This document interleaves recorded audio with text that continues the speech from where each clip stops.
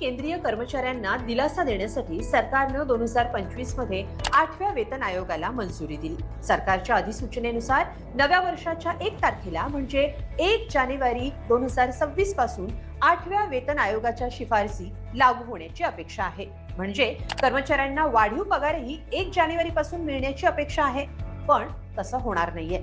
सध्या तरी 7व्या वेतन आयोगानुसार कर्मचाऱ्यांना वेतन राहणार आहे। सरकारनं 8व्या वेतन आयोगाला मंजुरी देऊनही नव्या वर्षाच्या सुरुवातीला पगार मात्र जुनाच का मिळणार आहे सांगते। त्यासाठी थोडं मागे जावं लागेल। केंद्र सरकारनं गेल्या वर्षी 8व्या वेतन आयोगासाठी मंजुरी दिली। त्यानुसार जानेवारी 2025 मध्ये वेतन आयोगाची स्थापना झाली। अधिकृत मंजुरी दिलेल्या या आयोगाच्या अध्यक्षपदी निवृत्त न्यायमूर्ती रंजना प्रकाश देसाई यांची नियुक्ती झाली, तर त्यांच्यासोबत सदस्य किंवा सचिव म्हणून 1990च्या बॅचचे IAS अधिकारी पंकज जैन यांनी काम पाहिलं, तर अर्धवेळ सदस्य म्हणून IIM बंगळुरूचे प्राध्यापक पलक घोष हे काम करतायत। हा आयोग केंद्र सरकारी कर्मचाऱ्यांचं वेतन, भत्ते आणि पेन्शन यांचा सखोल आढावा घेऊन सरकारला शिफारशी सादर करणार आहे। या समितीला किंवा आयोगाला सरकारला अहवाल देण्यासाठी केंद्र सरकारनं 18 महिन्यांचा कालावधी दिला। आता या आयोगानं अहवाल देणं, सरकारनं हा दिलेला अहवाल स्वीकारणं आणि त्याची अंमलबजावणी कधीपासून करायची याचा निर्णय सरकारला घ्यायचा आहे। सध्याची स्थिती पाहता हे सगळं तात्काळ होणार नाहीये। आयोगाचा अहवाल सरकारकडे 1 जानेवारीच्या आत दिला जाणार नाहीये। त्यामुळं 8व्या वेतन आयोगाची अंमलबजावणी लांबणीवर पडू शकते। याचा परिणाम म्हणून केंद्र सरकारी कर्मचारी आणि निवृत्ती वेतनधारक म्हणजे पेन्शनर्सना तात्काळ वाढीव पगार मिळणार नाहीये हे आता स्पष्ट झालंय। आयोगाच्या शिफारशी लागू होण्यासाठी अजून वेळ लागणार आहे।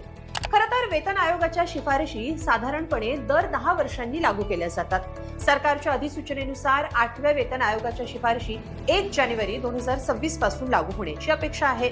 अहवाल सादर करण्यासाठी आणखी काही महिने शिल्लक असल्यानं कर्मचाऱ्यांचा पगार हा 1 जानेवारी 2026 पासून लगेच वाढणार नाहीये।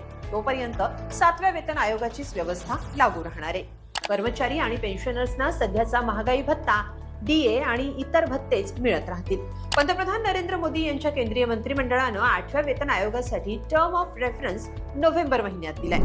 टर्म ऑफ रेफरन्स म्हणजे काय, तर देशाची आर्थिक स्थिती काय आहे, विकासासाठी किती निधी गरजेचा आहे, पगार वाढ द्यायची असल्यानं सरकारी तिजोरीची क्षमता किती आहे, हे सगळं या टर्म ऑफ रेफरन्स मध्ये येतं। याचा सखोल अभ्यास करत आयोग आपला अहवाल मंत्रालयाला सादर करणार आहे। यात आणखी एक महत्त्वाचा मुद्दा म्हणजे फिटमेंट फॅक्टर किती असणार आहे हेही आयोग ठरवतो। फिटमेंट फॅक्टर म्हणजे तो आकडा जो कर्मचाऱ्यांच्या मूळ वेतनासोबत गुणाकार करण्यासाठी वापरतात, म्हणजे मल्टिप्लायर, ज्यामुळे जी नवी रक्कम येईल तो नवा पगार किंवा नवं मूळ वेतन ठरवलं जातं। 8व्या वेतन आयोगात फिटमेंट फॅक्टर हा 2.4 ते 3.0 च्या दरम्यान राहण्याची शक्यता आहे। 6व्या वेतन आयोगात हा फिटमेंट फॅक्टर 1.86 आणि 7व्या वेतन आयोगात हा फिटमेंट फॅक्टर 2.57 इतका होता। या फिटमेंट फॅक्टरमुळे पगार कसा वाढणार सांगते।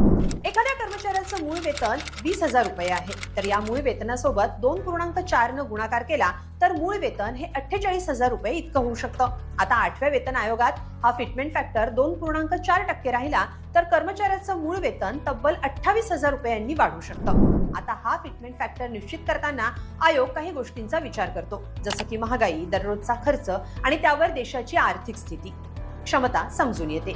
या आधारावर हा फिटमेंट फॅक्टर ठरवला जाणार आहे। हे सगळं असलं तरी कर्मचाऱ्यांसाठी दिलासादायक बाबही समोर आली आहे। 7वा वेतन आयोग 1 जानेवारी 2016 ला लागू झाला होता, त्यामुळे 8वा वेतन आयोग लागू होण्याची प्रभावी तारीख 1 जानेवारी 2026 हीच मानली जाणार आहे। याचा अर्थ आयोगाच्या शिफारशी स्वीकारल्यानंतर ज्या तारखेपासून नवीन पगार लागू होईल त्या तारखेपासून मागे जाऊन 1 जानेवारी 2026 पासूनचा संपूर्ण एरियर म्हणजे थकबाकी कर्मचाऱ्यांना आणि पेन्शनर्सना मिळणार आहे। गेल्या वेतन आयोगामध्येही अशीच पद्धत अवलंबण्यात आली होती, त्यामुळे एक रकमी मोठी रक्कम थकबाकीच्या स्वरूपात कर्मचाऱ्यांच्या खात्यात जमा होण्याची शक्यता आहे। तुर्तास